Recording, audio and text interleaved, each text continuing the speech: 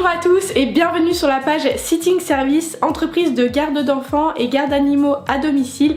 Aujourd'hui, nouvelle vidéo et je vous explique tout sur comment présenter deux chiens pour la première fois et que tout se déroule parfaitement bien. Premier conseil et qui pour moi est le plus important est la socialisation de votre animal.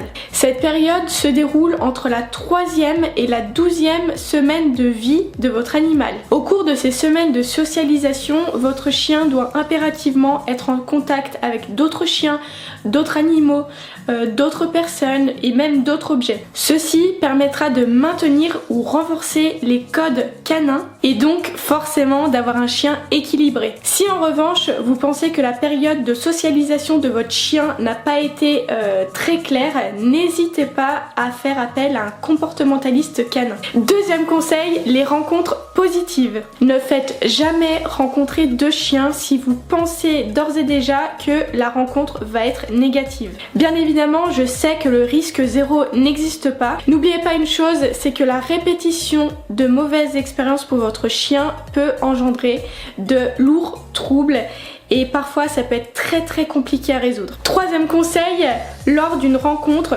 privilégiez un endroit neutre. Beaucoup de chiens ont un comportement territorial à la maison, c'est pour ça qu'il est très important de faire rencontrer les chiens dans un endroit neutre, dans un endroit qu'ils ne connaissent pas, ou bien de privilégier un parc à chiens. Conseil numéro 4, surtout restez serein. Lors d'une rencontre avec des chiens, votre comportement, que vous le croyez ou non, est essentiel. Vous ne le savez peut-être pas, mais votre chien se fie à votre attitude et à votre comportement. Forcément, si vous êtes stressé, anxieux, en colère, votre chien réagira en conséquence. A l'inverse, si vous êtes plutôt calme et serein, vous mettez toutes les chances de votre côté pour que la rencontre entre les deux congénères se passe très bien.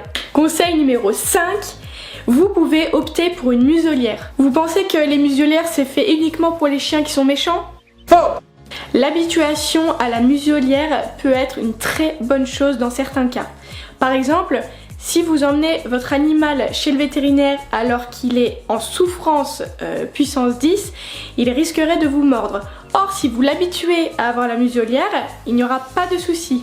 Dans la rencontre entre congénères, c'est pareil. Si vous habituez votre chien à avoir la muselière, pour lui c'est pas quelque chose de négatif. Pour lui c'est pas une punition.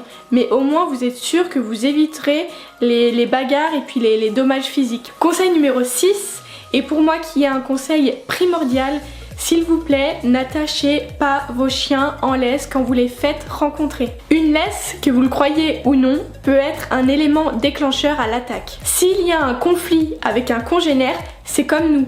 Il faut que votre chien ait la liberté de fuir, c'est très important. Concernant la nourriture et les friandises, quand il y a plusieurs chiens, faites attention.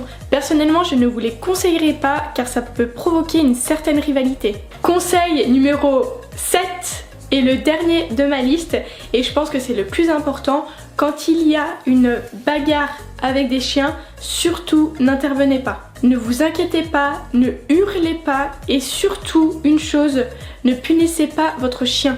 Car si vous vous mettez en colère, si vous paniquez, etc., comme on l'a vu dans le conseil précédent, votre chien va le ressentir et il va pas pouvoir se canaliser. Ce que je peux vous conseiller de faire, c'est de le rappeler calmement, et ça forcément ça nécessite un bon rappel, de lui dire de s'asseoir ou de se coucher pour faire tomber la pression et de quitter la zone de conflit tout simplement.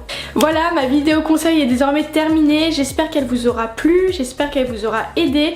En tout cas, n'hésitez pas à appliquer ces conseils pour le bien-être de votre chien. Et quant à moi, je vous retrouve bientôt pour une nouvelle vidéo. Ciao!